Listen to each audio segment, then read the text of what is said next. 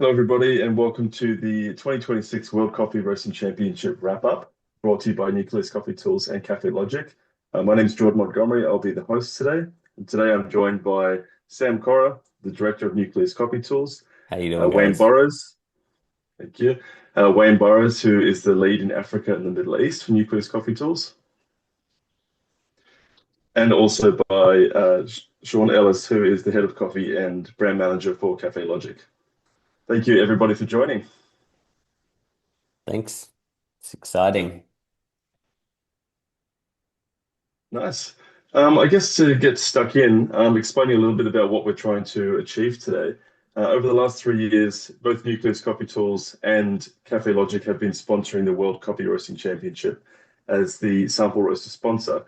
So each year, what we like to do is a little bit of a wrap up of the year's competition, just to see what the main trends are, how people are roasting in the competition, and share a bit of that knowledge and experience with other people who are looking to be part of the competition in the future, or just curious about how the world's best roasters approach, this competition and just coffee roasting in general.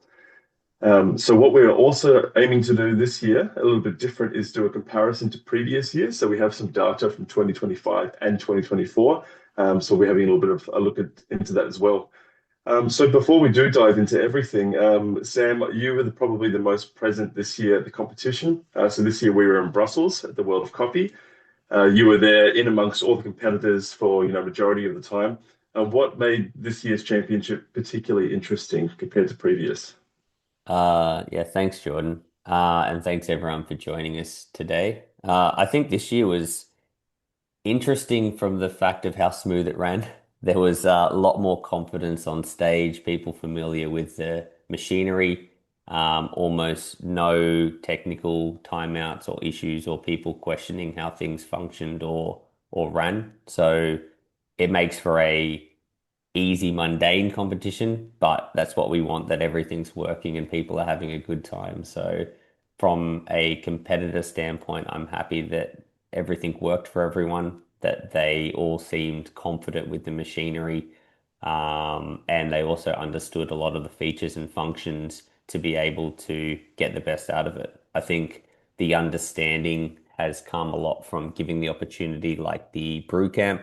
A lot of competitors took the opportunity to come pre-comp, practice on the machines, get familiar, do some roasts, spend time with the team, and you could definitely see the approaches that people use were a lot more intentional and focused. So super nice to see everyone, rocking the machines as intended and having a good time.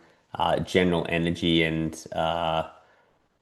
way in which people were behaving was a lot of fun, as well as very serious and focused. But all the competitors, yeah, very great and had a very smooth competition with almost no hiccups. So that's what we wanted. Great, and that is, of course, also a result of the great work from the World Coffee Roasting Championships staff and team. So that's from the World Coffee Championships and all the volunteers that were there as well. So we're very grateful for their work. Wayne, you were also quite, present in amongst the competitors. There is this year was the second iteration of the roast bar, which provides an opportunity for all the competitors to, roast and engage with the audience and in amongst themselves as well. In addition to that, you were also part of the brew camp, which is a training space that we held prior to the competition. So you had quite a lot of, one-on-one time with these competitors.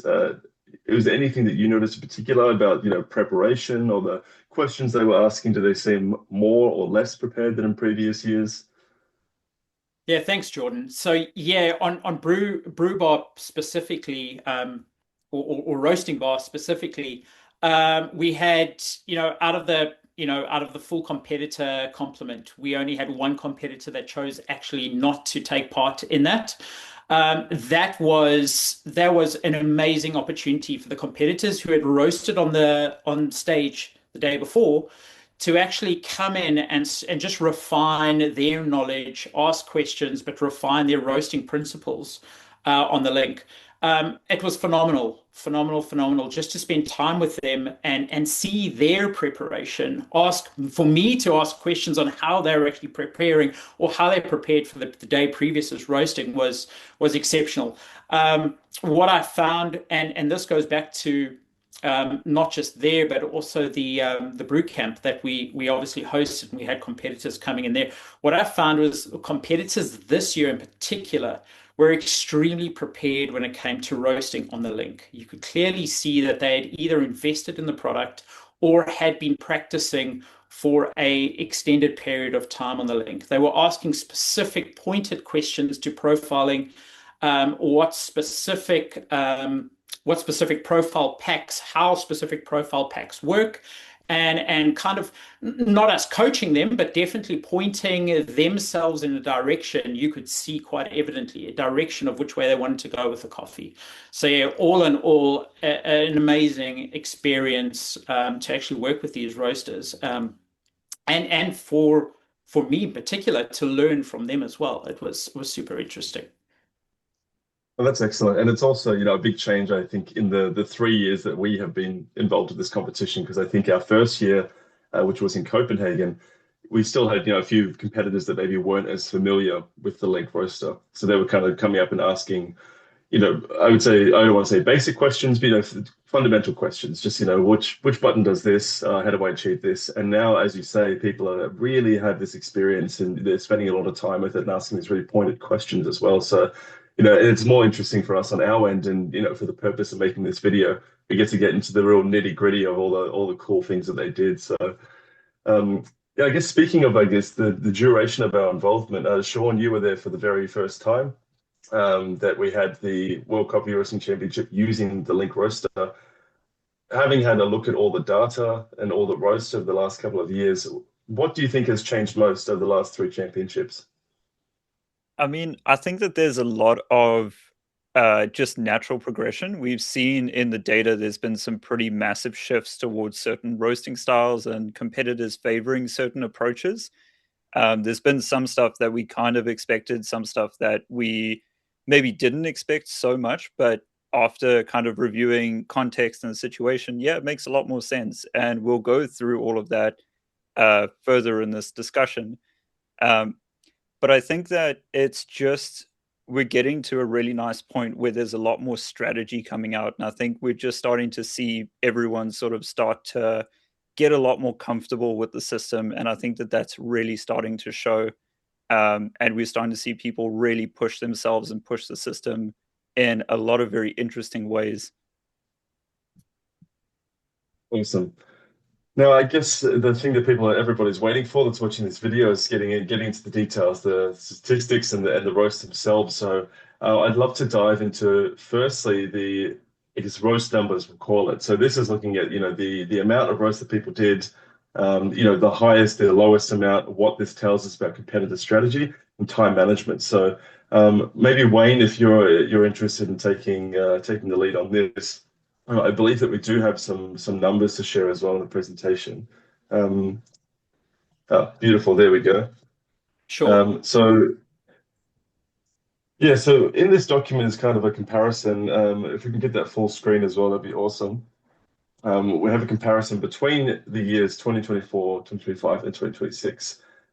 So whilst we find that specific data, what was the difference, Wayne, that you noticed in the amount of roasts that people were doing in general? Were people trying to bash out as many as possible? Were they being a little bit more strategic and doing, fewer? It's quite interesting, Jordan. So if we had to compare, 2024, 2025 to 2026, when we look at the roast profiles, we look at 2026 in particular. The number of roast profiles, that completed roast profiles that competitors were getting through had decreased. So previously, specifically in 2020, 2024, we were looking at, competitors competing anything between 5 to a maximum of 8 roasts per cycle. What we're looking at now in 2026 is we're looking at competitors competing everything between 3 to a maximum of 5 roast profiles or roasts, we see this as a tightening up, and that brings strategy into play.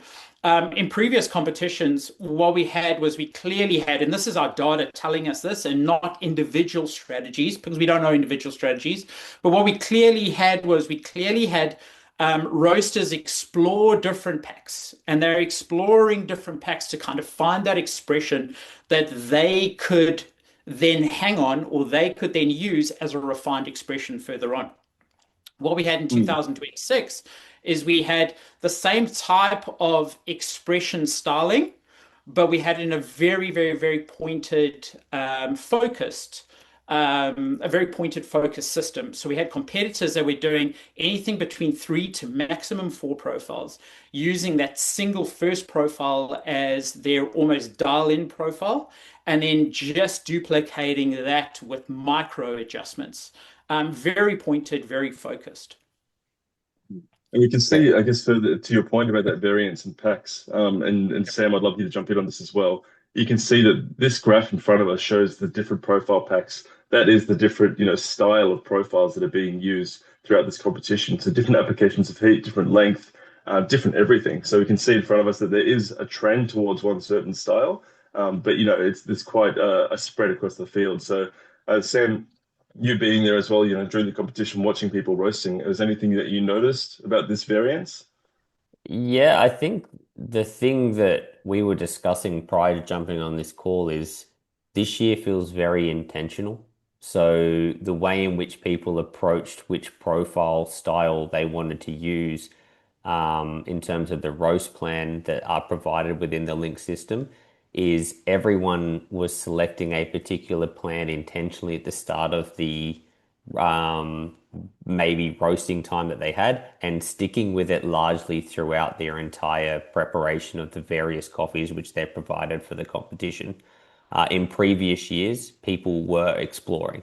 They were roasting a little bit on one profile, then reacting, changing, and you might see a competitor using 3 or 4 different roast plans for the coffees.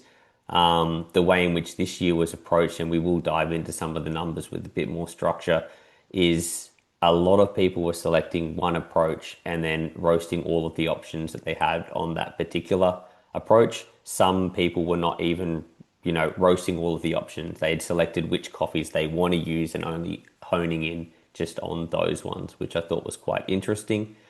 Even though there is a strong usage across the competition, that out of the 106, I think, completed roasts, 45 were into the D 12% profile, which is one of the most common used.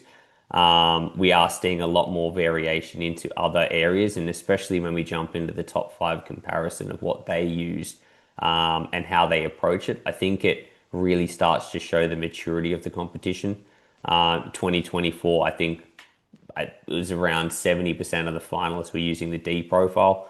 Now I'm not even sure if there was maybe one, I think, person using it, which we'll see when we have a look, and some very intentional approaches. I think the other thing which is really interesting to talk about is the use of power curves, and the heat energy, how the link system is used to predict the right amount of heat energy for that profile if we're trying to maximize, I guess, the intended design. But people were using it strategically for time management.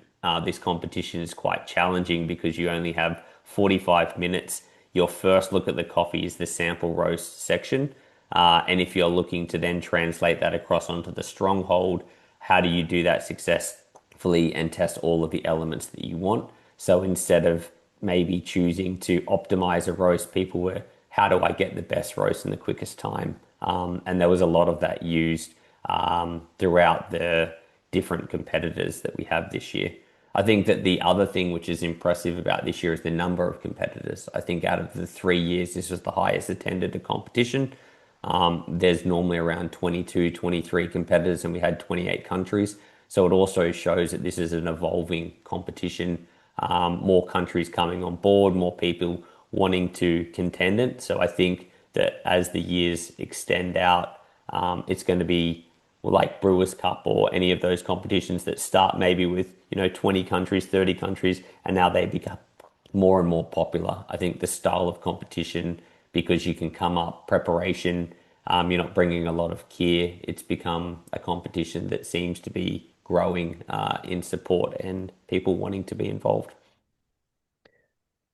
Yeah, Should we excellent. I go guess through to some further, numbers, Jordan? I think that yeah, I think just kind that's a of great covering idea. it off, and I'd love to get some opinions on certain things if Sean or Wayne or yourself, even Jordan, notice something particular. But I would very much like to cover through the 2026 just so people can have a look at it. And then we jump into maybe the years of trends, just so you can see that evolution we were discussing.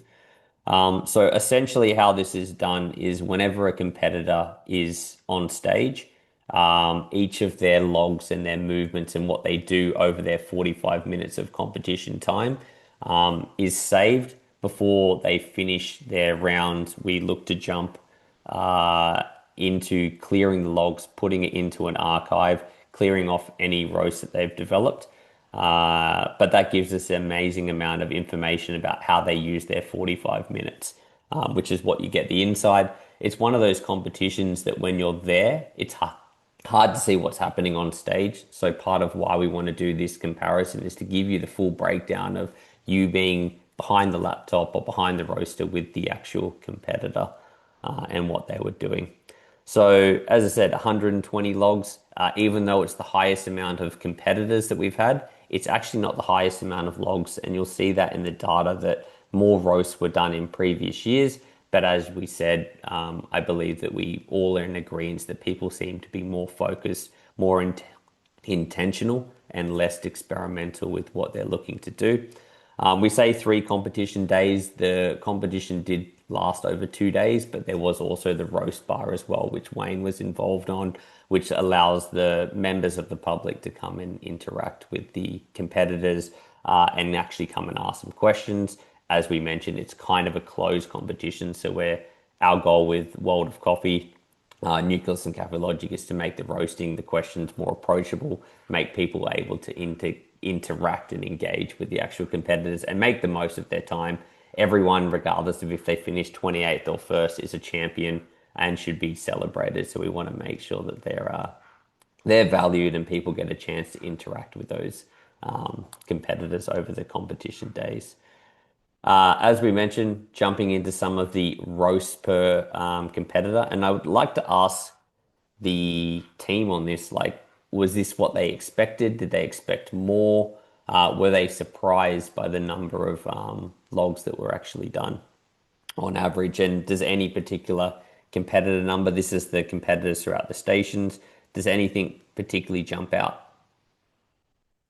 Yeah, so for me, Sam, I mean, I coming into it as my first year kind of being involved with the competition, I really didn't know what to expect. I knew that 45 minutes was a lot to do, a handful of specific roasts. I just want to share a quick point more about the post roast organization, or the post roast handling of the roaster, which I only learnt out of pure and utter trying to stop a competitor while they were practicing. But the competitors were smart. They were so focused and so precise on their preparation for the competition. The Link roaster has a 4-minute traditional cooldown cycle. The way that they got through these 4 roasts, and these 4 roasts with adaption and with profile manipulation or in time manipulation, how they got through them was actually shortening that cooldown process.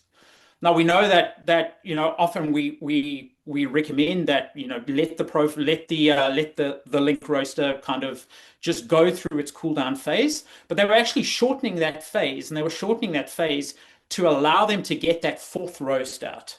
And it's quite interesting that up to 80% of the competitors that I saw were actually functioning with that cycle and using that cycle, and you can see it on that graph there quite beautifully, that the kind of the average completed roast of 4 roasts that predominantly all of the competitors completed, that was actually through completing those 4 roasts with that cool down cycle being managed. Again, it just brings a bit more focus to how they entered this competition, with focus and drive onto what they wanted to achieve through roast, and not just spitting roasts out as quick as they possibly could.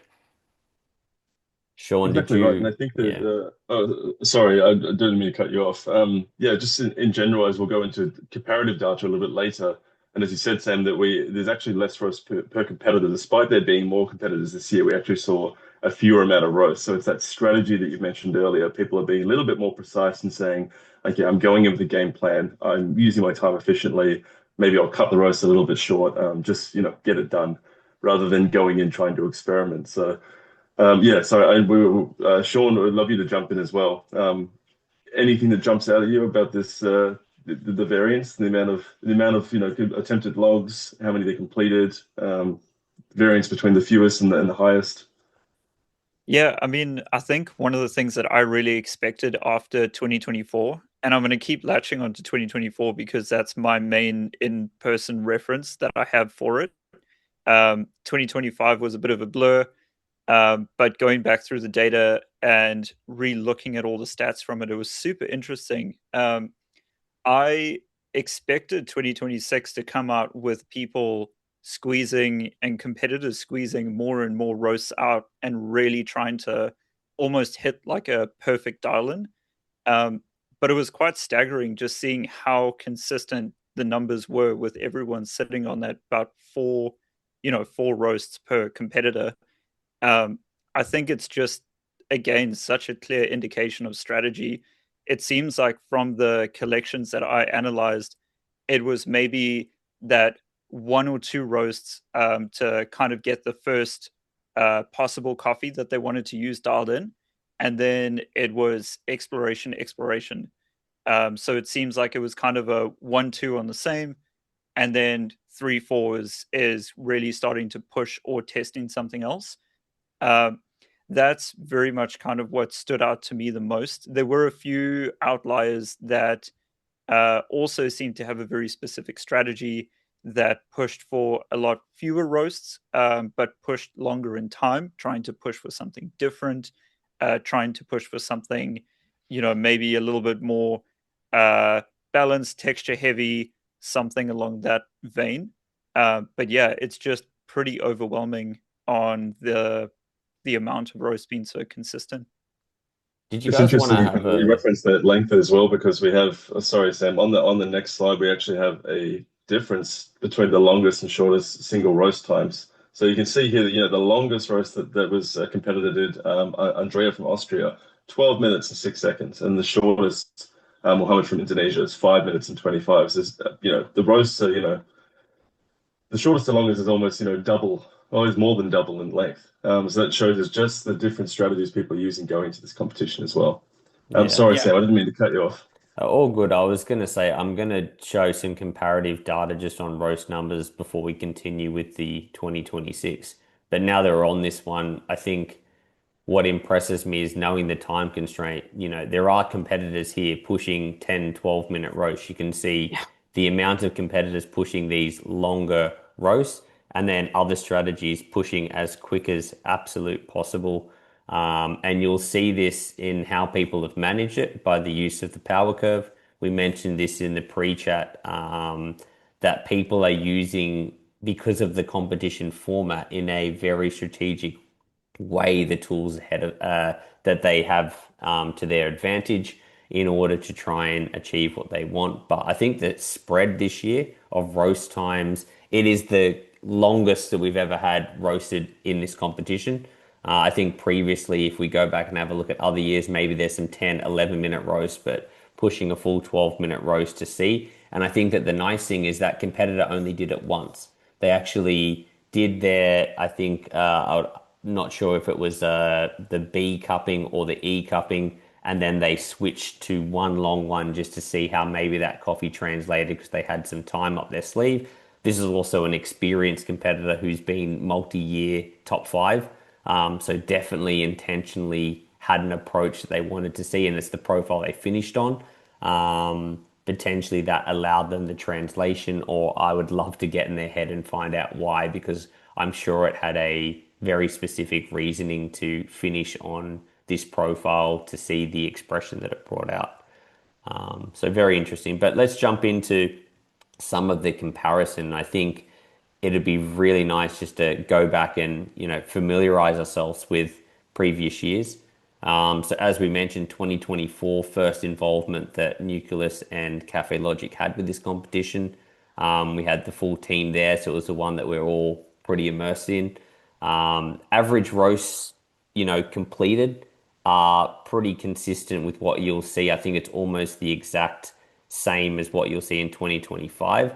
But the number variance of what Sean was mentioning is there's a lot more people pushing 5 roasts, 6 roasts, 7 roasts, than there was, people pushing 4 intentional. Being the first year of competition, it was very much, I think, the exploration. People were trying to figure out how to use the system and what insight it could possibly tell them. If we have a look and we go into variation, we're not seeing a lot of diversity in terms of times. They're all pretty consistent. The spread between shortest and longest is not as intense as what we're starting to see as people start to explore that focused approach with what we're seeing in 2026. When it comes to it, we still have very much a similar use, but you can see in Copenhagen, I think this year we had 12 or 13 roast plans used. 3, 4, 5, 6. I think there's 9 or 10 different, approaches. It's far fewer exploration when it comes to roast style, and it's very much dominated pretty heavily when you look at the amount of competitors by which roast plan they're looking to use. And roast level, who's choosing to adjust the DTR percentage and exploration. The other one I want to take away is looking at Houston. We had 5 less competitors, but they did almost the same amount of roasting. So you can see a lot more people pushing the amount of roast. When we go to the average, it's exactly the same as 2024, which I thought was quite an interesting stat and data that the average amount of completion is the same as the first year. But in Houston, I think what we saw is the way in which people are using it. Again, higher averages across the board. You're starting to see that tightening of the pack and the data, that we're starting to see people become more focused, second year competition, more familiarity with the machine, maybe a structured approach.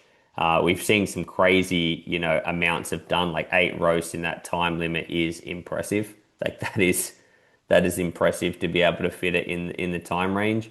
But starting to get more in that 4, 3, 5 kind of range when it comes to where things sit. And we're starting to see the trend that we saw this year, but there's only one person really pushing over the 10-minute mark when we're on the push here, where we can see, people not going quicker. I think we see the average of that 6 minutes, but we're not seeing people pushing that sub 5:30 yet, which we started to see this year. And it's definitely that thought process of people jumping into the, I guess, efficiency side of the competition. And then when we have a look at the profiles, Houston was largely dominated by the D cupping profile. I think that the diversity of people trying other stuff, I think we had some more roast. What did we have? 1, 2, 3, 4, 5, 6. So almost the same amount of roast plans used, maybe a little bit less than this year, but just the sheer domination of one approach, which is, I think, what they were playing around with when we have a look at the variation is DTR. DTR was the big thing that people focus on Houston. They weren't playing around so much with the different roast approach, but definitely the most was with the DTR customization. And again, fan adjustments and things like that, which we can cover later in the discussion. So of those numbers, guys, is there anything that you want to discuss, particularly, especially when we see the averages of the 3 years on the screen here? What were your key takeaways, and were you surprised? Because I think it's the first year we've actually gone deep to compare everything so that we can actually see the evolution. And even to myself, I found a lot of key takeaways, which I'm keen to discuss later on in the chat.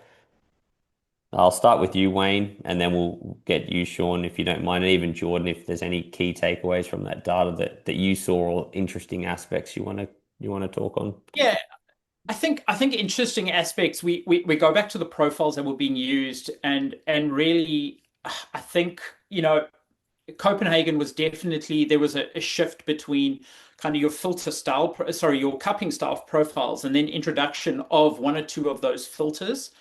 What we saw in Houston is we saw heavy filter usage, heavy cupping, obviously cupping profile pack usage, but we also saw the introduction of Omni profiles. And we didn't see the introduction of Omni profiles from a Nucleus link perspective, but we saw it being used in competition. And that was really a standout for me looking at profiles. A standout for me with Brussels this year was definitely the use of that. You can clearly see through just the roast logged, and you can see through the roast completed here. And what stands out to me is Houston and Brussels aren't that different from a roast completed, but you can definitely see that again, coming back to purpose, there's definitely a clear purpose here within the competitors, that they're favoring specific expression of coffee that they're looking for, and focused expression over number of roasts that they can possibly get through in the time.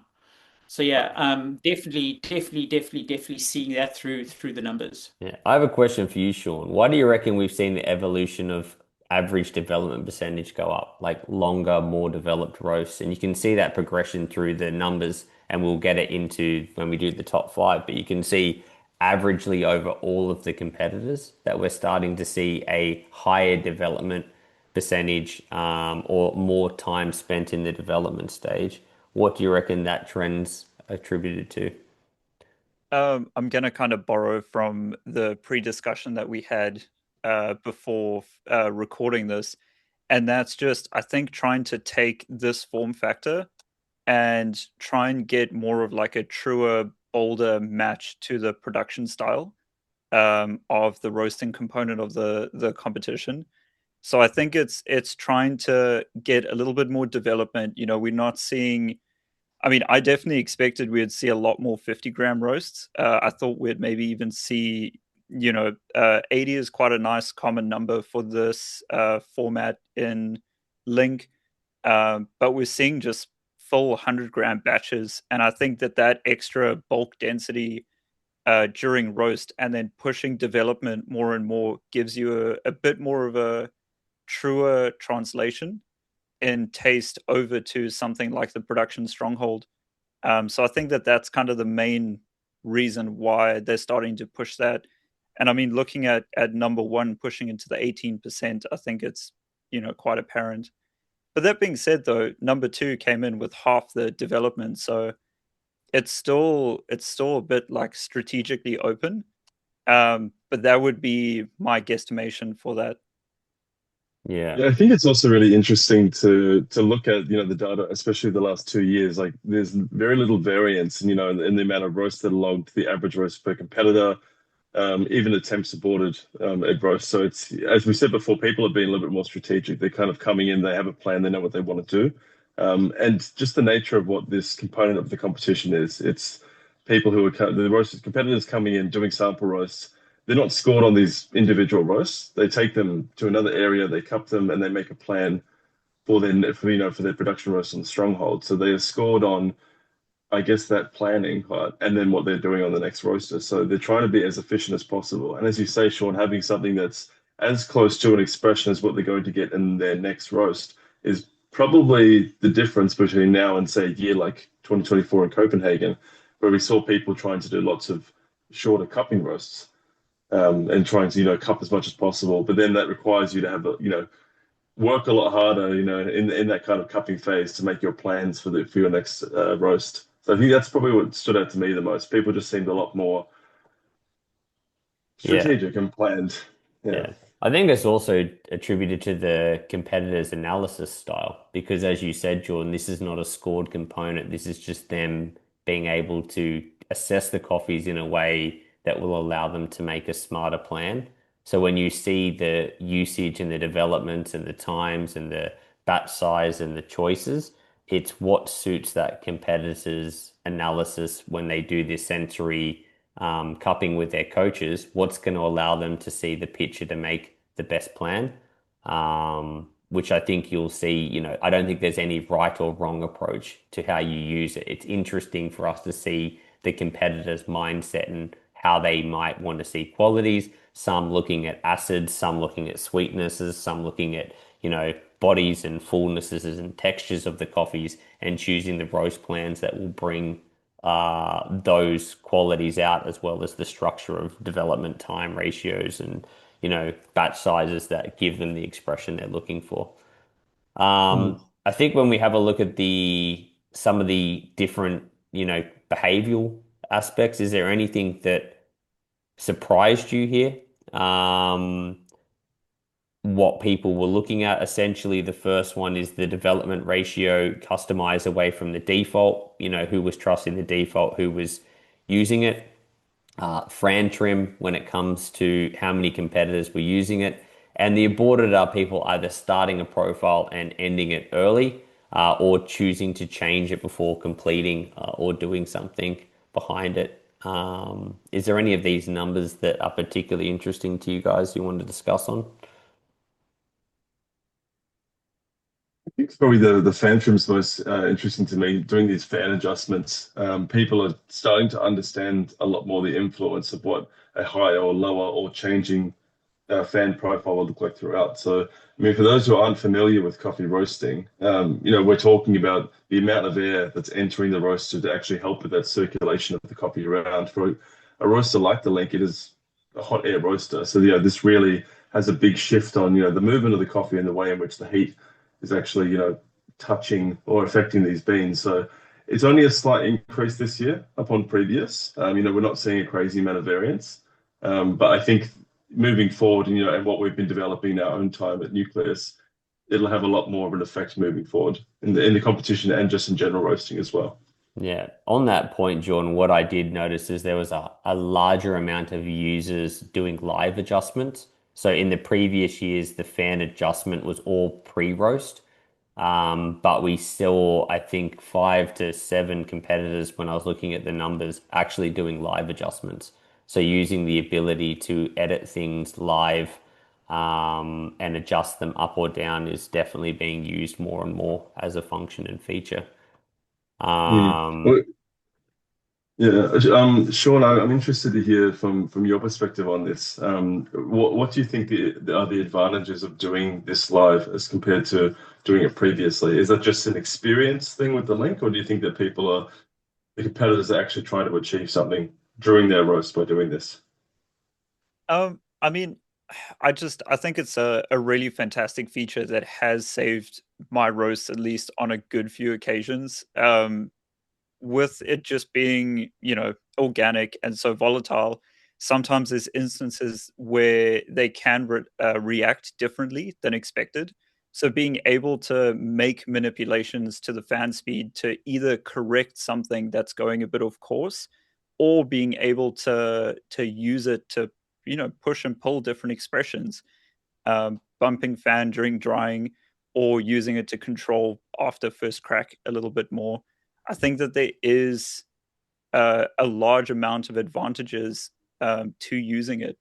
I think that there are those that maybe try to keep to a simpler workflow, and that's why they kind of just do the initial fan adjustment and then leave it. Um, but I think those that have really been able to learn the link and be able to really kind of take a hold of their roasting live, I think it can just give you some really unique expressions that will help you stand out amongst the competition. yeah, super interesting. And I think that the trend of it going up is for me how people are using it in different stages, as we're familiar in what Jordan mentioned with the effect of movement and how it changes the expression, as well as what you said, Sean, with if your density or that is higher and just correcting the movement, is like adjusting your drum speed. But definitely a function that people uh, understand. So yeah, So this here is our comparison between all 3 years of what was of the use of the D pack, right? So this is, largely the default profile pack for cupping for the link, and as we can see over time that it's been quite popular across all 3 years. yeah. But it's one of those things for the number of competitors, and when we get into the year, you'll see it definitely switch down. Um, and I think 2026, you'll see the choice once we go into some of, especially into the top five comparison, was super interesting. I think, first year people exploring, this year maybe from the competition success of last year, of the 2024 and what people use, that a lot of people saw it as a good gateway and just as we mentioned previously, the metrics that people want to play with and look at are changing. People have a bit more focus on, I guess, the one percenters, the batch size, the fan adjustment, the, time of the roast, those little things over maybe bigger pieces that are moving in terms of the, keeping a constant roast plan and changing one or two elements that, selecting things that give them a better look or a better microscope into whatever they're trying to analyze. So I think it's good now, Jordan. You want to jump into 2026? We can go into some of the competitor data and start to talk through what people's approach was. What was the top five's approach? How did they do it? Were there any interesting competitors in the competition? I know there's two that did custom profiles, and what they were trying to achieve. That's obviously a big risk. Someone didn't even use a base. They built something completely from scratch, which takes up, 4 or 5 minutes of their time in order to build something. There's still some very interesting approaches from first place to 28th place with how they chose to use their time. I think it would be a nice one to have a look through, and then we can compare the top five of this year and then also go against some of the historic data against the last 3 years, see if there's any patterns.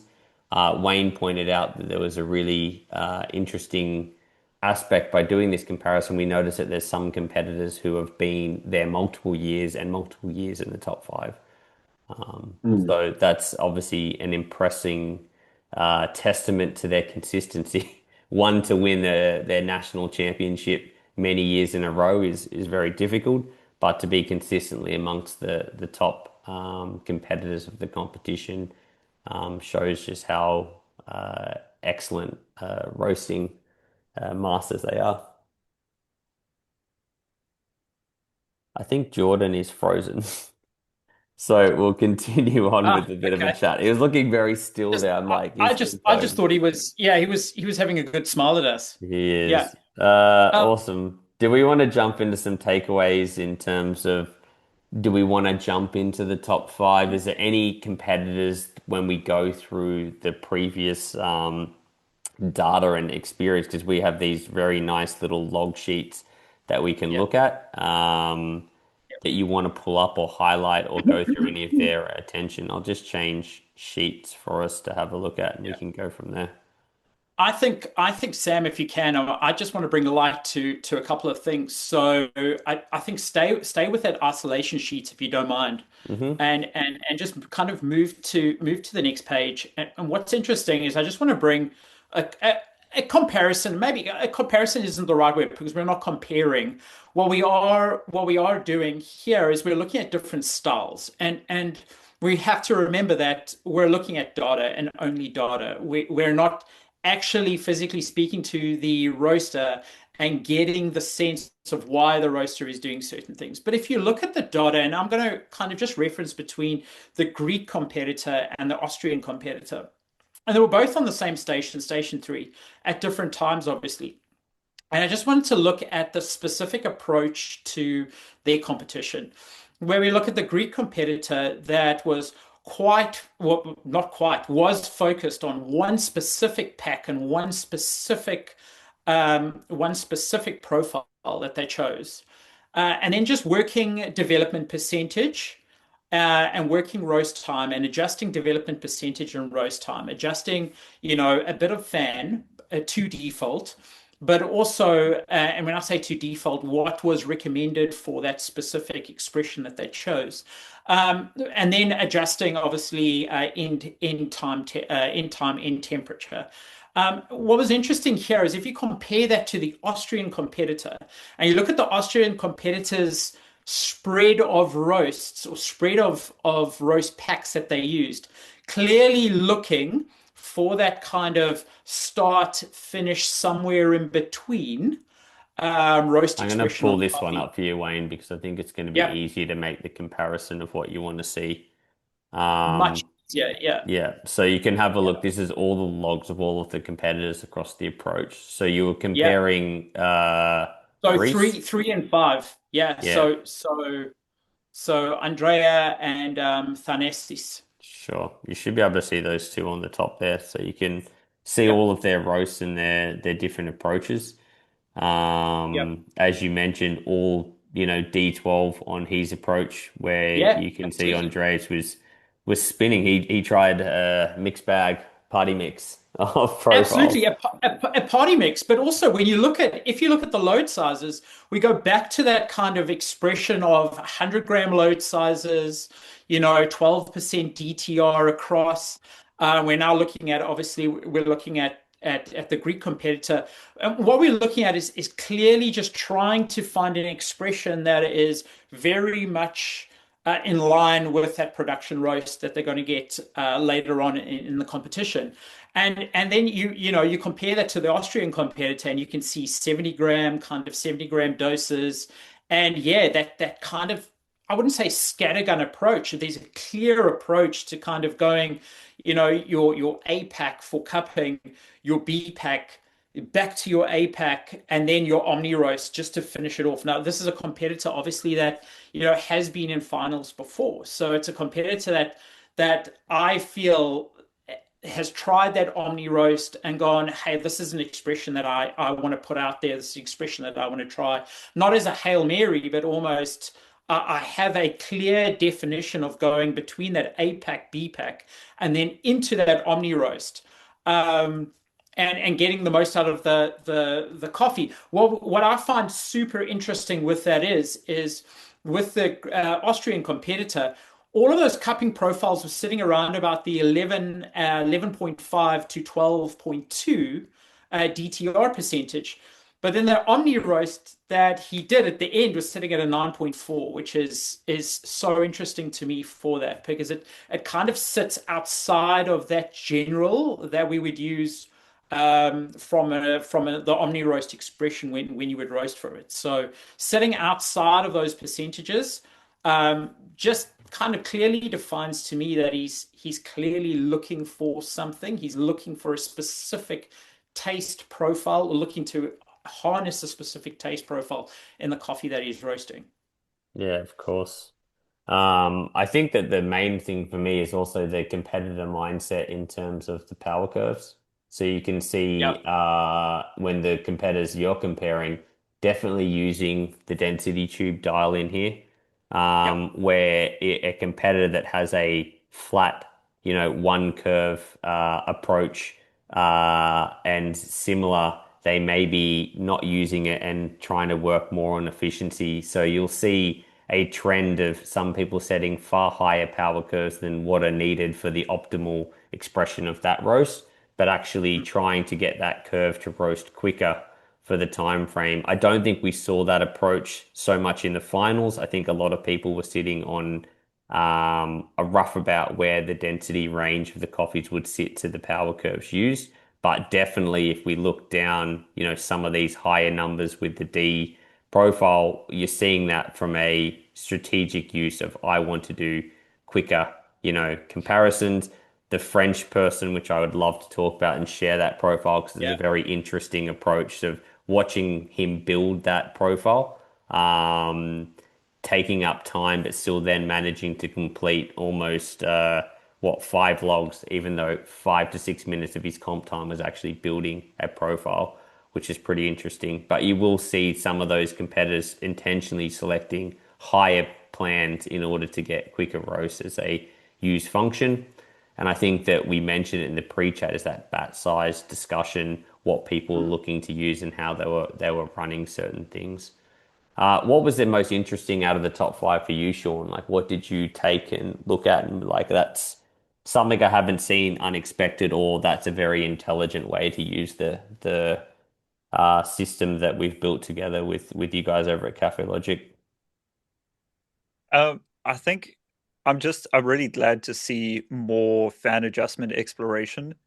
There's been a pretty massive fluctuation, but following on to that same discussion that you were mentioning is one of the competitors that I'm going to be talking about, Ashton, was very much following that same sort of mindset, actually switching to a filter profile and running it really high. I mean, the expected first crack was pretty much where he was ending his roasts.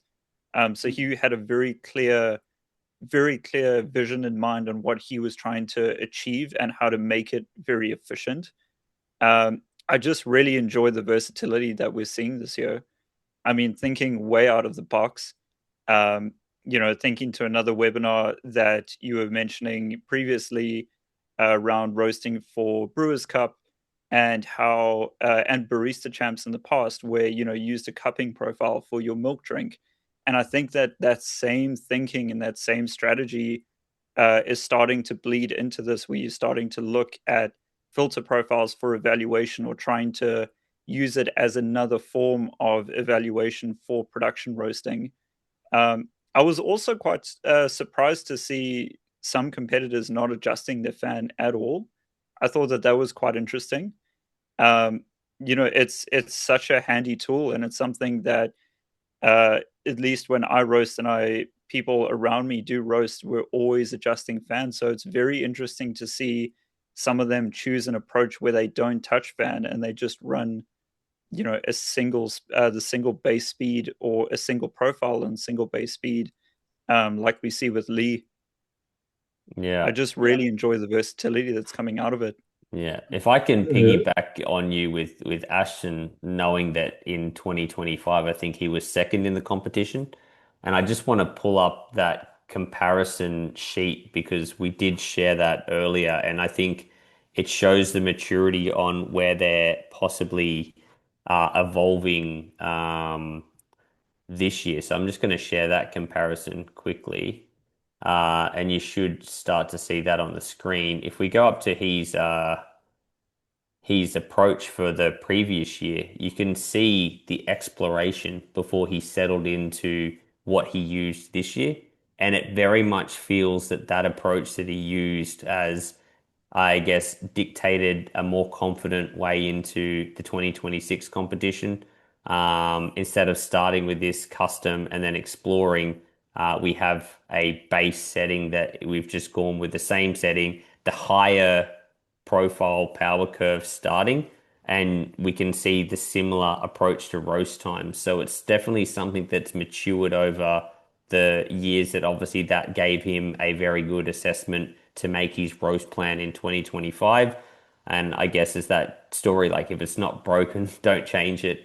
And it's definitely worked again for him. That I think that approach of how he's done his coffees and even watching him on stage with how he approached the competition was very focused, very intentional, knew exactly what they were looking for. And yeah, you can see that in the preparation style. I think this year was used as an exploration, 2025, and then jumping into the year, exactly what they're looking for when it comes to the approach with more intent and focus. I'm going to switch back to the 2026 sheet, but batch size is something that I want to discuss. And I'm looking at comparisons and I can show you the 2024 top 5, top 6. We're seeing huge variations in approaches, this year with 80 being the top, 100, some 50s, some mixes. When we have a look at this year, we see a consistent 100 grams used across all competitors.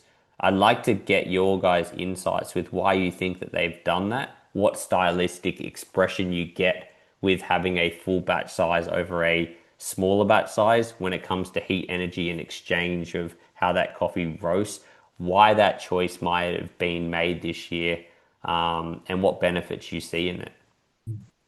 I actually think something really interesting, and I apologize. I know I've dropped out a couple of times, so thanks for letting me back in. It's something I noticed during the preparation, so during the brew camp that we hosted, and just talking to competitors, in the preparation to the competition, cupping seemed to be more important to a lot of them than actually the roasting in terms of getting themselves prepared. Ashton, for example, or maybe it was Li Zhong Xiang, who came second. He spent some time with us at the brew camp, and I would say maybe 30% of the time he was roasting, and the other 70% was cupping. So I think a lot of these competitors, what they're trying to do is actually physically get the most amount of coffee possible out of their roast, so they can do the most amount of cupping possible. Wayne, you were there. You saw these competitors doing the same as well. I was surprised compared to previous years in which we've helped competitors prepare or answer questions. So it seems as though this really featured really heavily. Yeah, and I must echo that. I definitely think the 100 grams is about getting as much coffee on the table as possible. It's about giving you as many opportunities to cup and to kind of find that expression that you want to go for. I just want to pivot slightly and just make note of the Chinese competitor, Li Zhong, because yes, Jordan, we saw him obviously roast at 100 grams. We saw him spending 70% of the time cupping. I just want to make a quick reference to this because it's something that I picked up, and it's something I picked up on his profiles. Now, we've spoken quite heavily about roast level customization and about, fan profile and manipulating fan and the rest of it. But if we go back to his roast profiles and essentially he used a standard, cupping E at 20%, he made zero adaptation to anything. He simply just used the standard profile, the standard way to roast his coffees. Yes, he obviously changed his development slightly, but essentially did not adjust any fan. And the point I'm trying to make is that the trend is customization, but at the end of the day, the profiles work and the default profile packs work. And his approach to that was, I believe, roasting that. And I saw this at the roast camp where the brewers camp where he was. His approach to roast as much coffee as he possibly can and the simplest profile he possibly can, and that happened to be the default profile, and just get as many cups cupped as you possibly could in different calibrations and different sequences. So yeah, it just shows that his approach was clearly a mass product kind of roast as much as he possibly could in the time. I think that also. And you mentioned kind of like this. Sorry, Sam. Just to mention quickly, you mentioned this kind of defaulting to the default as a tactic that a lot of competitors use. We have actually seen that in previous years. Looking at 2024, we did the analysis then, and last year, our winners each time are using essentially just a straight profile from the link system, not doing any crazy customizations. That's something I believe we saw with Mikäel Portannier from France last year. We had quite a few competitors trying to do some interesting customizations, and then I think it was cupping B perhaps that he used in his roasts. I think he used the default. Didn't even select a roast plan. He used Even better. he used the original that you have as a profile that was built to give you a reference. If you want some historical data on the Nucleus default, it is Matt Winton's World Brewers Cup Championship profile, so it's not a bad one to roast on. It's won championships before. So he hasn't selected Dutzer. He selected an alright profile. But definitely so even if you just throw a coffee in and just press play, you did nothing whatsoever to customize the roaster to your roast. You're still roasting with World Brewers Cup winning profile. Pretty It's much. not a bad place to start. That's Yeah, a little Easter egg not a in the bad place. system is to Yeah. if you start with a builder, you start with a pretty refined one, which is a nice little legacy that we've built in there. I want to have a just chat on the Chinese competitor you mentioned, Wayne, before we move on to the winner. But you mentioned with his approach being pretty stock standard. The most interesting thing to me is the thought process because E is designed as a profile that gives a more full-bodied, robust Correct. cupping profile because Yeah. it has a 5.5 minute, target first crack, but typically it has 20% development, so double the amount of development that he sees there, and he's choosing to half that to a more typical cupping approach. So I definitely think that there is some strategy in it allows me to do more roasts in the time frame, but I'm going to use it because it's a quicker roast plan, and I'm going to shorten that development to the lowest development. When we look at the time, ignore the percentages, but you look at the time because that's relative to the profile design. It's super short, which means that majority of this profile is actually a mallard stage, and I was looking for the roast plan to show you guys, but I can't find it while I've got this screen open. I can bring it up later, but that roast alone has quite a high heat energy at the start. It has quite a high preheat usage and a short, development time. I think that the plan itself is maybe 30% dry phase, huge amount of Maillard phase, and because he's shortening the development phase, definitely a lot of pre-crack development is his main focus of that approach, which I thought was pretty interesting. On the contrary, if we have a look at Benjamin's approach, it's really going into a different perspective of uh, looking into how you use development, where he's going for the opposite.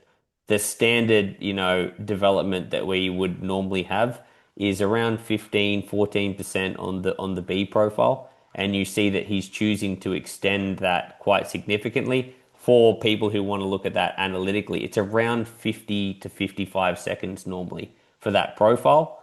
And he's really stretching those into the minute 10, minute 20 mark, which is pushing it into a more espresso style development time frame for the percentage of the roast with his approach. And we didn't quite cover it, as I mentioned, the batch size is another thing with all 100. So few things I want to take away. I'm going to give my perspective and then hand it to the group and see what you guys think. For me, batch size, I think that's the most interesting. As we know, when you have a fuller batch size, you have more bean-to-bean contact propelling momentum forward.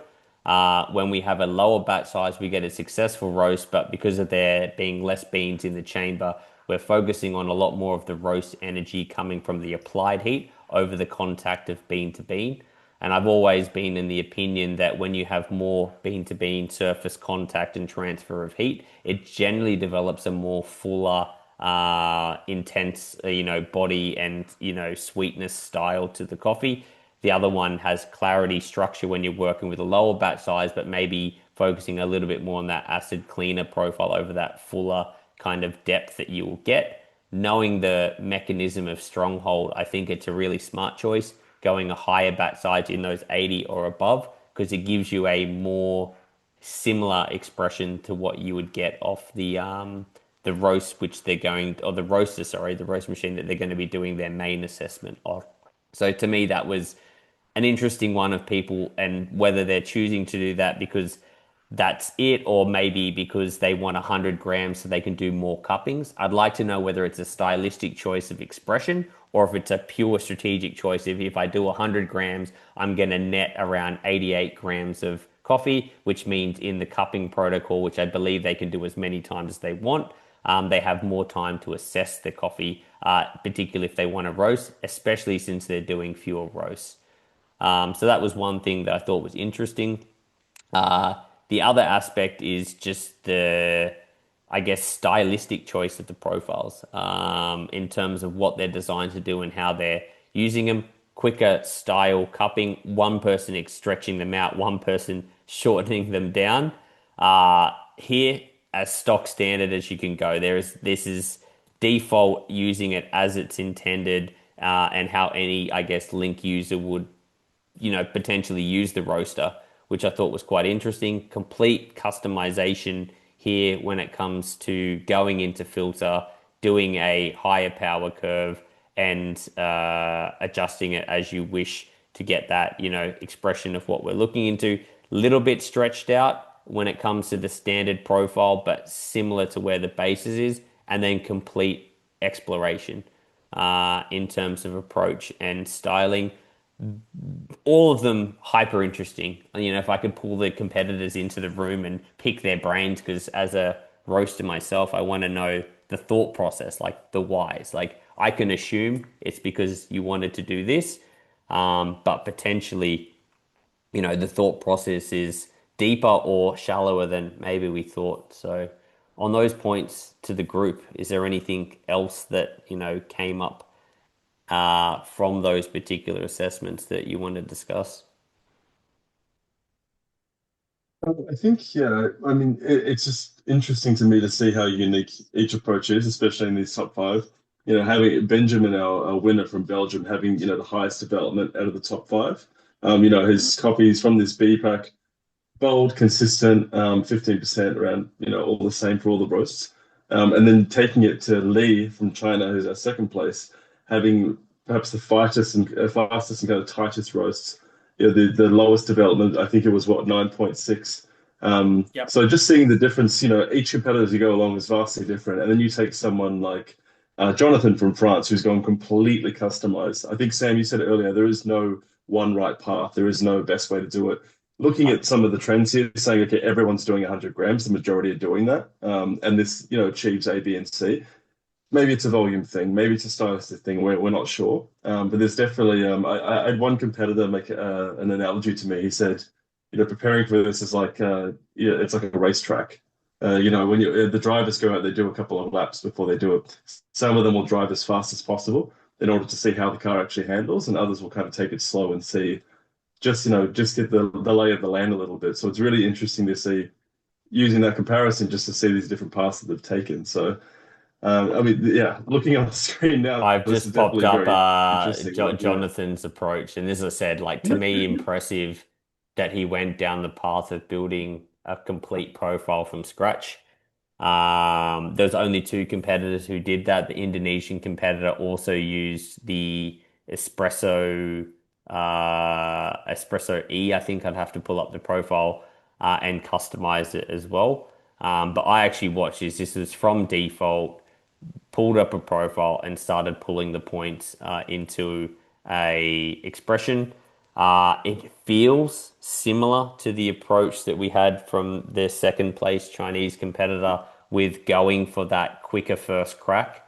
But then we have similarities to Benjamin's approach with a higher development percentage in that 1 minute 20 mark, or 19% of the roast. And, with the increases, if we go back to the screen, like going for that higher increase over the time, which is definitely a more espresso style of approach. It seems very intentional, like when I was talking to them and the coach, that they'd practiced this. They'd practiced it, he'd practiced editing, he'd practiced this for a reason because it gave them the assessment they were looking for, which I think is really interesting that's what I mean. Why I like doing these comparisons is just the different thought process of there's no right or wrong way to roast. It's just what are you looking for, and how do you actually achieve that. So I actually love when competitors jump into the system and play around with more features than maybe others will in the time frame that they have. And it shows a little bit of depth of thought and strategy in the procedure. That's it. Are you able to also pull up Benjamin's profile? I'd love to have a look at that. You want to look at some of his logs? I think so. I think it'd be nice. I mean, this is the best roaster in the world this year. So it'd be great to see his approach, Yeah, visually see it. sure. I'm just trying to think. He was station 5, if I'm not mistaken. I believe so. Last competitor on station 5. Did you want me to do a complete comparison of all of them so you can see all 4 roasts layered, or you want to see them one by one? I think perhaps we can look at Benjamin's first and then do a comparison afterwards. All right. So let me just bring this up for you guys. So this is the first log that he's done, roast-wise. And I will look to do a comparison of all of his files for us, just so that we have it. All right. So I'll do all of them. It's pretty consistent. Yeah. Apart from like the first crack, like small variation, Yeah. like everything is following a very similar path across the roast, which is great because it shows the machine's roasting. If you're selecting the same thing, doing the same approach, that everything works. So from a technical side, you know, Sean, congratulations to the team KL putting hardware together that can roast this consistently. Stoked to see it. So that's nice to see, but interesting. It's a really interesting approach. And you know what I've noticed, which I didn't pick up before, is we were talking on the development percentage all being in that higher range. It actually seems that he's roasting to a roast time, an N degree. And I actually was speaking to Michael before, the French guy who won last time, that he believes, you know, with different roasters and that some of the most important aspects of roasting to him is actually the end temperature and roasting to an M temperature over a development. And he's been roasting on many different machines and different equipment since he's won, and different brand ambassadorships. And he finds the greatest consistency actually going, I'm going to roast to a particular end degree and not so much worry about the development percentage, knowing that he was friends with Benjamin in his approach. Like, it would seem that potentially that same ideology has come into this, that I'm roasting to a time and a temperature over the percentage and the number. So we're looking at it analytically, that the number, the time, there was variation roast to roast, but potentially that theory of I'm roasting to that particular end degree that I'm looking for and that particular time, just seeing the consistency that all 4 logs are almost exactly the same, is something that I actually hadn't compared his logs to have a look at them and see. Well, yeah, I've definitely seen that's the case because you can see the variance in the when he's actually logged first crack. So if he had let the system run by itself, then we would have seen a greater variance in whether when the roast actually ends. So it appears as though he is manually ending it right on that temperature. Again, a testament to the hardware. You know, everything's working exactly the same every single time. He's able to end it the same every single time. But yeah, incredibly consistent and yeah, very, very interesting approach. Anything that you saw, Sean, that we haven't spoken on there, or that's most of what you see as well? Yeah, I think you've pretty much covered everything that I'd pull up. Yeah, awesome. Is there any other competitors you want to see their complete trajectory? I wouldn't mind seeing Andrea's, just because you'll see a variation, that here we see the consistency of one approach. I think that if I was to shift this out, and let me just change this, I'll screen share on this system. Give me 2 seconds, guys, for me to pull this up. You're sideways, Jordan, if you hadn't realized it. There you go, mate. You're looking at me from the side, and that was starting to confuse me. Sorry, I'm just trying to stop the share here. I'll do it to the side. Let me pull it up. While Sam's having a look at that, Wayne, we mentioned earlier that you spent quite a bit of time with the competitors during this the roast bar afterwards. Did you have any competitors ask you anything interesting? Because I know I was part of the roast bar the previous 2 years. You know, had them come up and say, "Oh, I did this. What do you think that would have done?" Or "I tried this. Was that silly of me?" They'll kind of coming up and almost trying to, you know, justify their decisions, during the competition.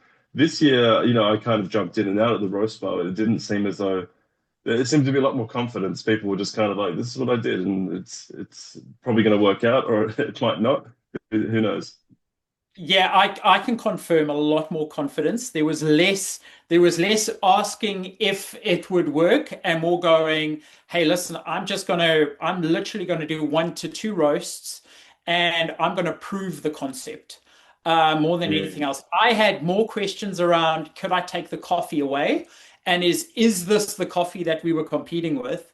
Versus, and I understand why, because again, it's about coming to the bar and going, hey, could I actually prove that what I did was wrong? Could I justify right? Could I justify what I did was right?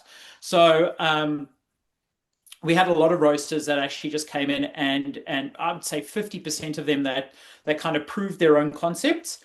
The other 50, however, I would say, and I use 50 as a loose term with it, but spending the entire day there, I would probably say up to 50% of the roasters had obviously gone away from roasting, had discussions with maybe other champions, and then come through the next day and actually try different techniques.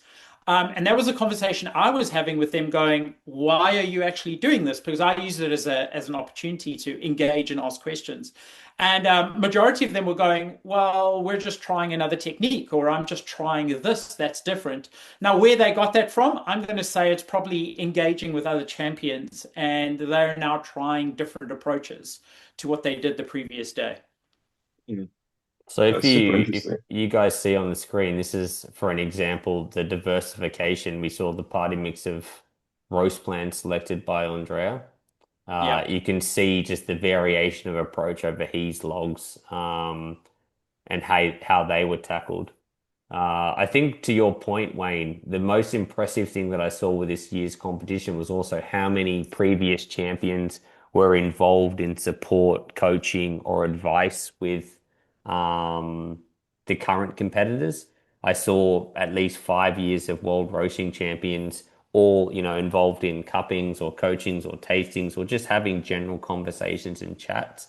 And I think that that was just so nice to see, like, the competitor support and ability of, even if they didn't know that person personally, having the few days with them to be able to discuss and talk on roasting like we're doing today. The most important thing, I think, with coffee and roasting in general is just sharing perspectives and ideas and thoughts and, theories and understandings. There's so many ways to achieve a great roast. So having that ability of people to be able to discuss openly and freely and connect with people from various, backgrounds and experiences is actually a great thing, I think, for coffee and evolution of roasting and what will become, maybe new approaches or new concepts or new ideas that are birthed from these people who are, pushing roasting to the top level that you have in these competitors.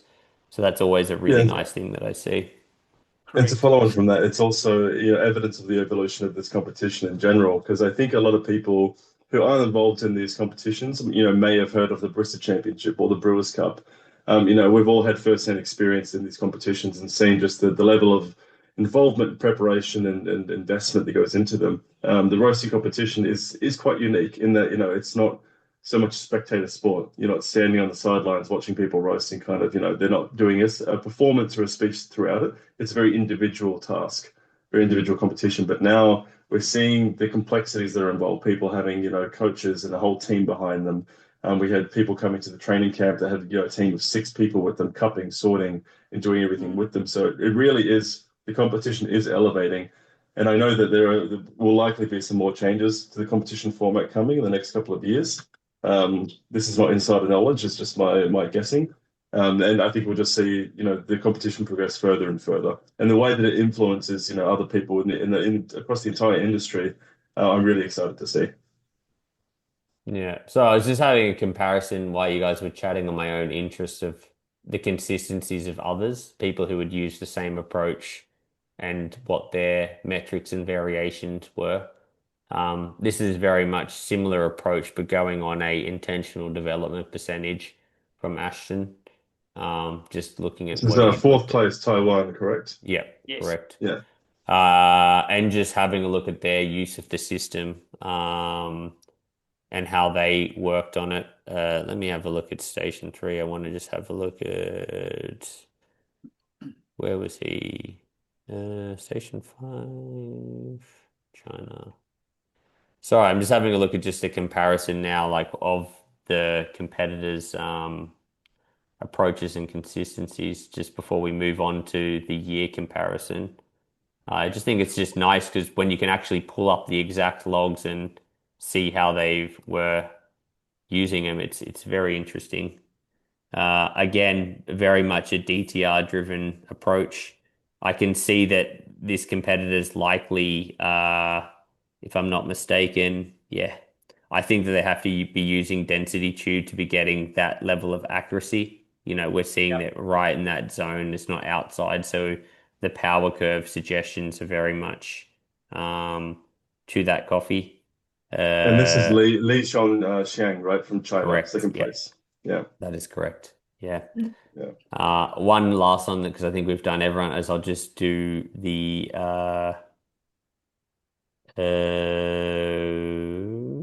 Greek competitor as well. I I think just it's want to bring up I number just want to bring three. up a point while you're doing that is just logging of color change. And I see Andrea going back to Andrea's logs. I'm not going to ask you to share them, but or to have a look at them, compare them. But he logged pretty much on all of his roasts. He logged the color change, which I found quite interesting. Um, Yeah, Yeah, it's not just something we purely commonly see in the competition. It no, is not at definitely all. something that we see in roasting in general. But Yeah, these competitors who said are going with a strategy and a purpose, and maybe the color for them isn't that important. Maybe it is, as Sam said, a strategy of I want to hit this temperature, or I want this target development, or I want to get as correct. much out in the quickest time possible. Lots of different paths to success, it I would think seem. that Yeah. why that would have been done is because it allows him to formulate a more accurate roast plan. Correct. I completely Um, and actually agree. I just find it so interesting at how he's taken that approach. yeah. Yeah, Yeah. so we can also see a variation of a very development-driven approach, likely using the density tube here, Mhm. with the where the first crux are sitting, but definitely a development-driven approach. So we're not going for one time, one end temperature. We're going for variation across the board there. Yeah, and Um, this is Thanasis from Greece, Correct. right? Yep. Yeah, So correct. third Third place.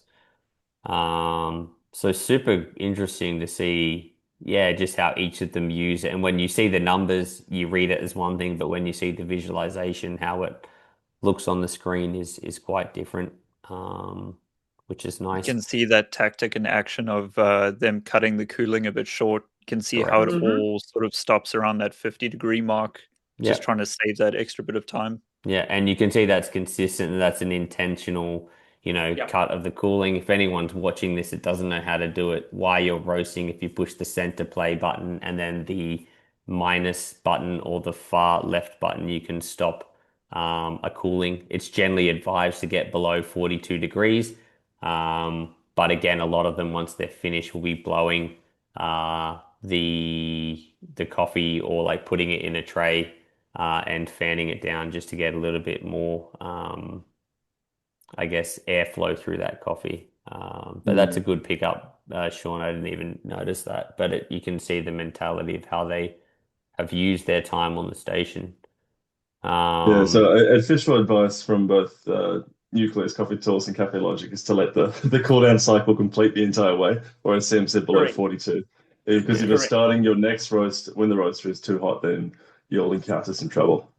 But from a competition perspective, it's intelligent to let it get down to at least that point. 50 is a semi-safe operating. Yeah, it's borderline, but it seems to have worked out for him. Yeah. Yeah. What Should what was interesting what was interesting with cool down is the heat wave that was experienced in Brussels.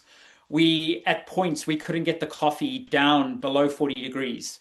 It kind of had hovered between that 42, 43 degrees just naturally.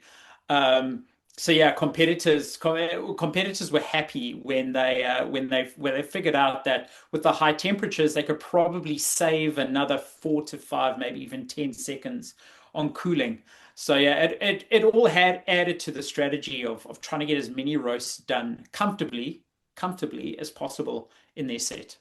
Fantastic. Anything else that we want to bring up and share before jumping into just a look at the top five over the years and just a side-by-side comparison? Was there any other competitors' approaches that you want to bring highlight to? I think we've been pretty in depth over everyone's approach and showing the people who will watch this the strategies used and our concept of the thought process. If anyone is friends with these competitors, I'm sure you can take our analysis and go, are they, full of themselves, or was that your Accurate. intent? Mm. As I said, without being in the mindset, we can only assume, and there's many ways of why they might have done it. But one thing I'd like to finish us on, or at least move to, is just having a look at the comparative data. To me, data is always the most interesting thing. It's what I love about the link system and what I personally work on developing, the behind the scenes to make the hardware that the KL team work with our system is on the data that we can bring from roasting to make the solutions more intuitive and smarter.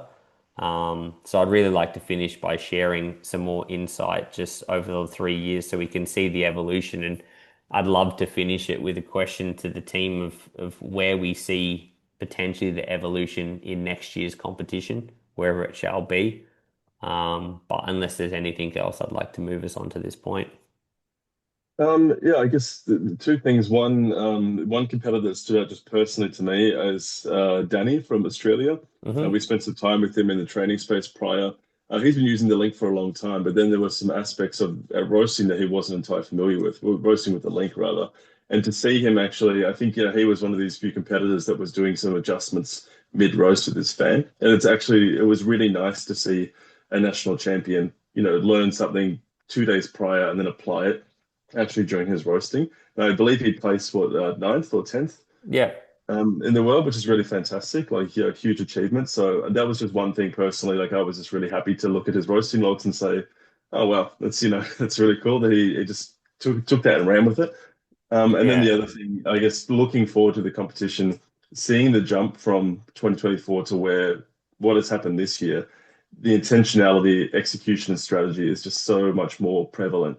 You can see people are going in with a game plan. Competitors are working with coaches. They've worked out their own strategy. They've got particular favorite means of expression, and they're not just thinking about what can I achieve in this time right now. They're thinking about the next stage of the competition. They're saying what's the best path that I can take right now to get me to a better result in that next part where I'm going to get the best points. And I think that we'll just see that elevated even further in the years to come. So next year, competition will be hosted in New Orleans in the USA, and I totally expect we'll see much more of the same intentionality. Yeah. I think that when you mentioned Danny, I did spend some time with him in roast camp, and what he did as a competitor, which I think is very smart, is ask questions. We are here, we do these videos for support. We have team always available either pre-competition online, or you can come up to us at shows and ask. Just ask every question, to understand the system more so he could prepare his coffees better, or maybe utilize the link roaster a little bit differently. Prior to that, he was maybe approaching things a little bit different, but really refined in how the density system worked with the link app. The fact that you get to use the application, all of the profiles, all of the features. It's a shame if you don't ask questions to understand how to use it all most effectively. So I think advice that you can take away now that you spotlighted him is he was a smart competitor. He came to the roasting space that we had. He asked the question. He used his time. He compared, how the system might work in order to understand every aspect. And as you mentioned, the live fan adjustments, and that was one of the strongest using those adjustments throughout the system, understanding which profiles to select, understanding, how to manipulate things to get what we're looking for, and definitely use his prep time in the sample roasting super effective because he understood the system far better than when he came maybe a few days prior through the training spaces that were awarded to him or available. So highly recommend to anyone watching this. If you are unsure, unfamiliar, or unknowing, just come and ask. Even on stage, before you do your time, either myself, Sean, Wayne, Jordan, Jerome, someone will be there on the stage where we want you to have the best time. So ask the questions, even if it's just before your competition time or during the competition time, if you're unsure of a function or feature, we want you to have the best chance. So one thing is if there's training space available, you're not sure, utilize it. And if you are about to compete and there's something you're about to do and you're not quite sure of it, just reconfirm it. And I had it a few times from competitors just be like, how do I do this again? Or is this correct? And that's the best way to do it because we want you to have what you want in roasting and the intent rather than it maybe not work out. So let's segue into the screen that I believe I still have shared with the top three comparison over the last 3 years. So one thing which was interesting, and we mentioned it, is that two of the top six from, top five from this year had in the last 2 years since, last 3 years since we've been involved with Kaffelogic and Nucleus with this competition, actually podiumed again. So that was great testament to their success and again in good positions in a very challenging competition. If you actually have a look at the final scores of Brussels, it's quite tightly contested. So the elevation and bar has definitely crept up with, I think it's the first year that I saw creeping above 600 and I could be mistaken there, but other years are in that 550 or maybe I'm completely talking out. But when I was looking at the stats and data, it seemed to be a very high and very tight contested year. Hmm. Another thing that's not highlighted there is that we have so there were two competitors from China in 2024. I'm not sure about last year, but then there was again this year, 2026, and we have four finalists from China across 3 years. So obviously a country with a very strong preparation and methodology in this competition as well. Yeah. Yeah, you're definitely right there. It's very competitive and yeah, I think even in Brussels, the Chinese competitor was number six, right? Houston, Exactly. I'd have to go and have a look, but the fact that we've got them always consistently finishing is a very strong nation for the roasting championships. Uh, we'll have a look down in terms of how they approach differently in terms of the um, average development. Did it change? Did we see variations throughout?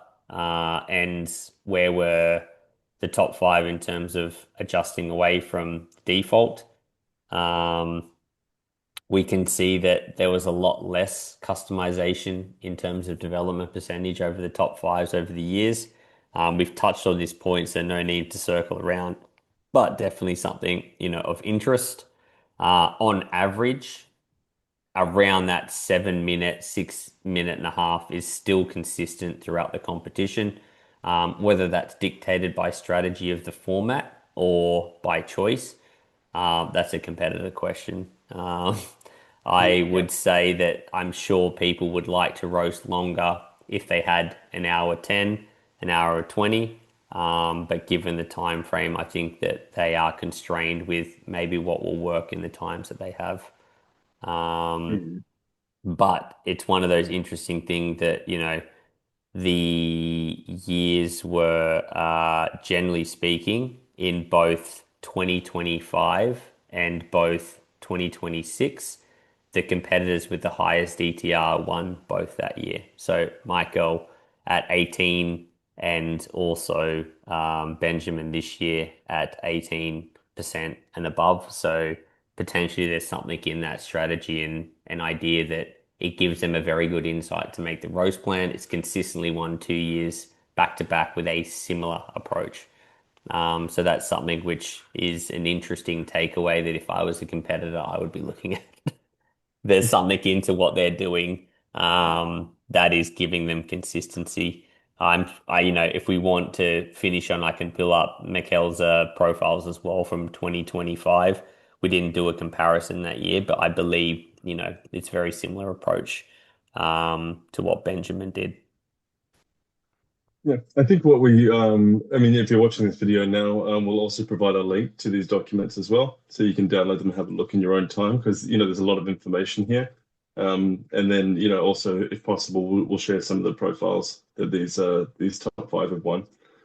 Yeah. So I think that one thing out of pure curiosity, and I'll let you guys discuss on something. I'm just going to pull up Benjamin's profile because it's just sparked the interest of, not Benjamin, sorry, Mikäel's from 2025 and compare them to this year's winner, now seeing the similarities that I've only just saw. So I'll let you guys have a quick chat on something while I find them for us to have a squiz at. Yeah, no problem. Actually, I'm interested, Sean, because you and I were together there in 2024 in Copenhagen for the competition, and then you weren't there last year in Houston. Oh, sorry, you weren't there. I'm there this year in Brussels. So, your experience of this competition this year has been purely from looking at these logs and the data. Was there anything, the experience of being there and actually talking to the competitors and seeing their approaches is one thing, but then just relying on the data is another thing entirely. How is it for you to kind of have this difference of experience? And do you find it that you have less insight when you're not there? Or do you think that looking at this is actually providing more, unbiased data to yourself? Very interesting question. I think currently, like when you're in a position where you only look at the data, it almost feels like you're reading a book of the Mm. experience of everything that happened. It's just like black and white. There's no situation, there's no context, there's nothing else around it. I think personally, I obviously really enjoyed being on the ground, and I really enjoyed connecting with the competitors, and then being able to put the data to that context and filling out the entire story. I think it gave a really, really good insight. I think that this level of unbiased or zero context data review is super interesting because, yeah, you're coming out of it. You're like, there's a lot of names. There's some of them I recognize. There's some that I don't recognize. And sort of just painting a perceived picture of who they are, how they roast, what styles they might go through. Maybe, sometimes maybe even looking at what cultural elements they're bringing into it, like how they enjoy their coffee, or how they enjoy evaluating their coffees, and that sort of element. I think personally, I would still very much enjoy being boots on the ground, because it's just really nice to connect and see the faces behind, all the profiles. But it is a very unique way of essentially meeting them to a degree. Um, yeah, just looking at the variation, looking at the tactics, the word of the day that we've used today, strategy, has just been super, super interesting. And how they've really grown and adapted the approaches over the last 4 years. Because, yeah, 2024 was very, how you could say, kind of bog standard. Everyone went safe, default, app recommendations, more or less. Whereas now you're going to heights that are really pushing the boundaries. It's just, yeah, it's a really unique way to kind of view roasting champs. Yeah. Mhm. Do you Yeah, I find, agree. Sean, that in a way you know someone's a little bit from their strategy? I find that for me being a roaster and yourself obviously roast background and even Wayne yourself, like you start to understand people's preferences and what things they play with and what things that they don't by the way in which they approach the profiles.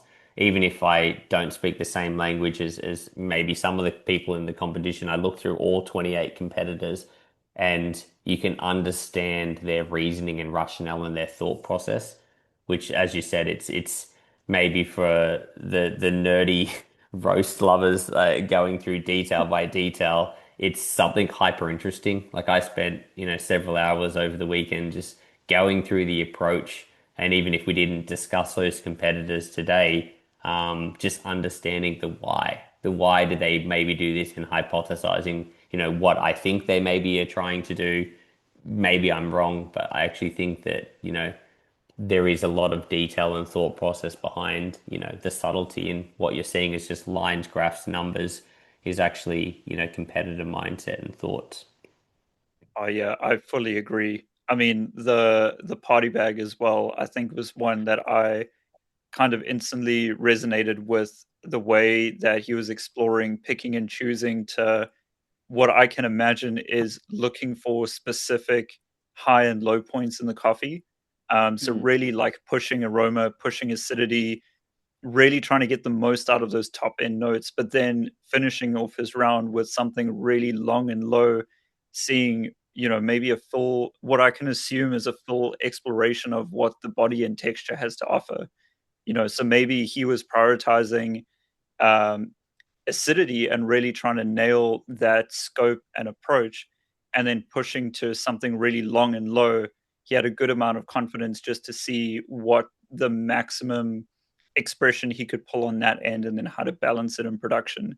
I mean, looking at that sort of thing gives you a really good insight. Maybe he is a very analytical roaster. He likes to pull things apart and really evaluate it. I mean, that's a way that I have really been enjoying roasting as well.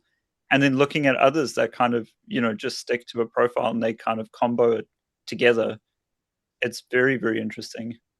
Yeah, it's very cool. What's this we have on the screen now, Sam? This is Mikäel Portannier. It is. Yeah, I just thought that since we never covered it, and just seeing in the comparison the similarities in approaches with Benjamin, maybe slightly different, that we're definitely focusing on a development-based system, but all of the profiles have this higher development range on average. So, and they all have a similar, if I'm not mistaken, different time in which they hit it, but a very similar, end degree. If you're having a look like where they were looking with these ones, he's looking at similar, those higher ones. Potentially it's an exploration up. It looks kind of what ranges they go, and it looks like it's stepping up in 0.5s, that potentially it's like I'm going to start here and find what endpoint. Speaking to him at Brussels on his theory of end temperature and its relevance and importance, especially as you transfer between different machines.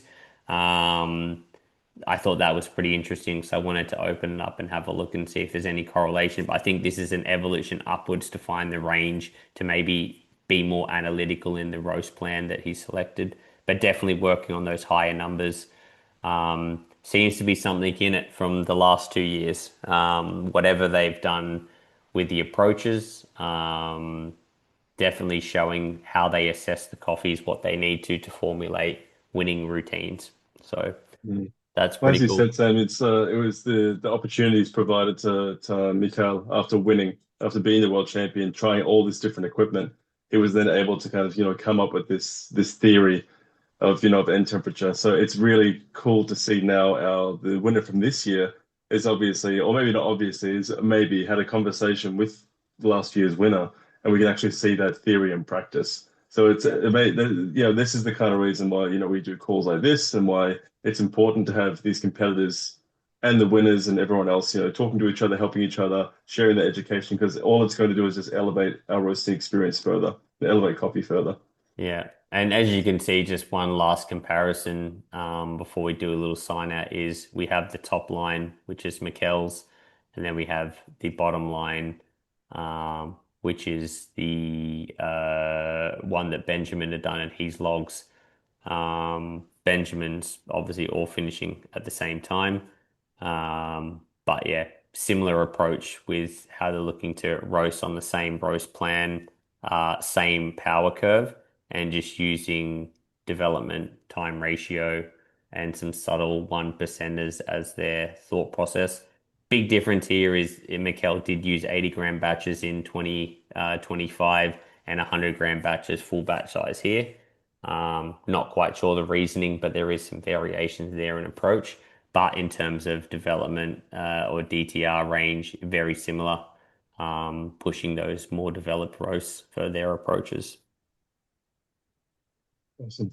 Well, I think that we could probably go through every individual competitor and talk about this all day, but I think it's probably getting a bit late over there in New Zealand for Wayne and Sean. So I think we'll wrap up here. But I just wanted to reiterate that we will on YouTube below the description of this video, we'll have the link to these documents as well, so anyone is free to read through them.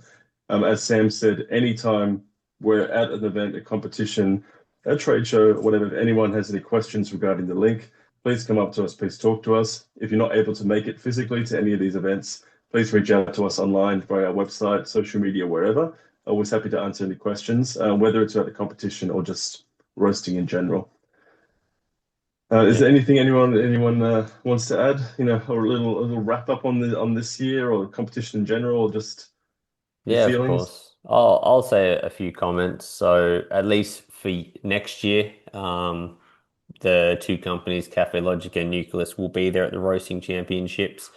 Um, so you will be using the link. Hopefully these videos help, and as Jordan said, happy to answer any questions or make sure you get the best out of it. But I just want to say it is a real pleasure being able to support the competitors and be there throughout this, and also as a sponsor or as a shared sponsor, being able to have this insight data to hopefully bring more light to the competition. Our goal behind doing these events and introducing the roast bar and being involved is to make the competition better, make it more understood.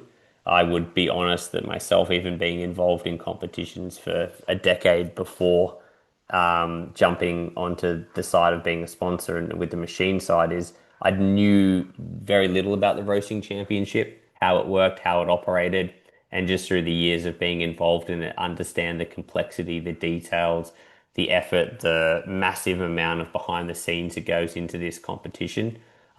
So much logistics, so much bodies of people to make this competition happen, because it is quite intensive from an assessment perspective. There's the sample roasting, the cupping, the light tails analysis, the stronghold side, the judges. There's 50 or so judges cupping the whole 3 days of the event. It is a very much large scale competition that happens a lot in the shadows. So just illuminating the wonderful people who organize it, the wonderful people who compete in it, and the wonderful people who, volunteer, support, or sponsor it, especially the other brands. Like, it is a pleasure. It has been thoroughly enjoyable, and I'm sure everyone in this call can testament to the enjoyment that we have being able to support the competition, and also people being able to use the Kaffelogic manufactured machinery with the Nucleus system that we built on that together, is just a great joy for me that we can get that analysis. So thanks to everyone. Thanks for the opportunity, and hopefully this video adds value, and we look forward to seeing you competing next year, whoever the champions may be. That's it. Any last words, Sean or Wayne? No, well put together, Sam. Thank you so much. It has been a privilege to be a part of it. So yes, thank you. Yeah, what he said. Very well said. I don't think I have anything else to add. That's it. All right. Well, on that note, thank you everybody for joining. And yeah, sorry for a few technical difficulties on my end throughout. So thanks for letting me back into the call. And thank you to everyone for watching. And again, thank you to all competitors, all volunteers, judges, everyone involved in the competition this year. And we look forward to seeing you in New Orleans 2027. Ciao, guys. Thanks, guys.